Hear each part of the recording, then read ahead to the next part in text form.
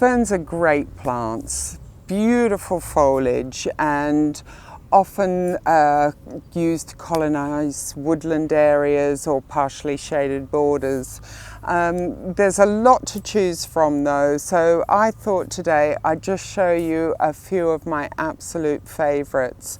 Now, the first one I've got here is a Polypodium or soft shield fern, and it's called soft shield fern I think because it's soft to the touch. The stems and some of the fronds have these really soft bristles on them, and so it's very good for sensory gardens as well. This is a British native. It's probably one of the most popular ferns. It's very tough, very easy to grow.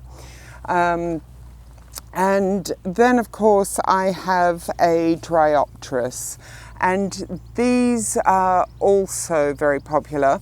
You can see if you look carefully that the last year's foliage is now starting to die back a little bit, but look at all these new fronds coming up, and these appear initially quite a vibrant red, and then they turn salmony pink before changing to green as they settle down.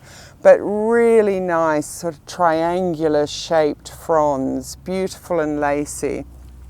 Then we have a mycrocus. Now these are deciduous, but I just love the colour of the newly emerging fronds. They're almost a lime green, vivid lime green. And these look really beautiful if they're planted in a reliably moist soil or even on the marshy banks of a stream or pond.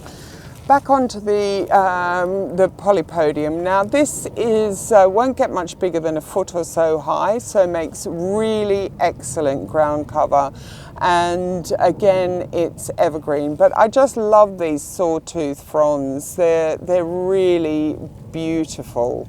So very good ground cover. That's a British native as well. And finally we have this Osmande. Now the fronds are just to die for. They're just so beautiful. But this fern needs reliable moisture. So, and it will get quite big. So don't overcrowd it. Make sure you've got space for it. But this is perfect for beside the pond or marshy areas in the garden. This one here will become slightly drought tolerant once it gets established, and I say once it gets established, but you will find that this will cope in dry shade as well.